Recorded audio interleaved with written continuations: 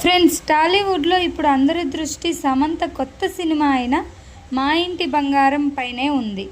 June 19న విడుదలైన ఈ cinema మొదటి రోజే ప్రపంచవ్యాప్తంగా 10 కోట్లకు పైగా వసూళ్లు సాధించింది.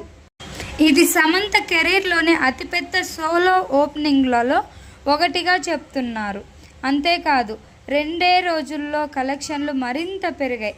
మొదటి రోజుతో పోలిస్తే దాదాపు 40% వృద్ధి నమోదు చేసి 2 రోజుల్లో ఇండియాలోనే 12.85 కోట్ల నెట్ కనెక్షన్ల సాధించింది.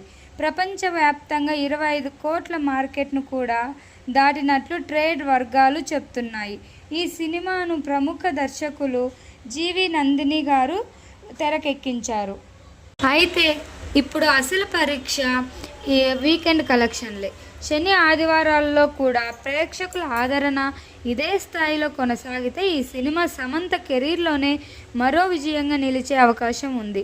ముఖ్యంగా ఫ్యామిలీ ఆడియన్స్ మరియు యువత నుంచి మంచి స్పందన వస్తోందని ట్రేడ్ వర్గాలు చెప్తున్నాయి. ఈ సినిమాలో సమంత నటనకు ప్రశంసలు లభిస్తున్నాయి. భావోద్వేగ సన్నివేశాల్లో ఆమె నటన ప్రేక్షకులను ఆకట్టుకుంటుందని పలువురు అభిప్రాయపడుతున్నారు.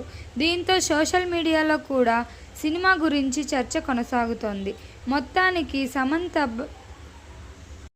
సినిమా కలెక్షన్లు మరియు ప్రేక్షకుల స్పందన ఇప్పుడు హాట్ టాపిక్గా మారాయి. రాబోయే రోజుల్లో ఈ చిత్రం ఎంత మేరకు వసూలు సాధిస్తుందో చూడాలి.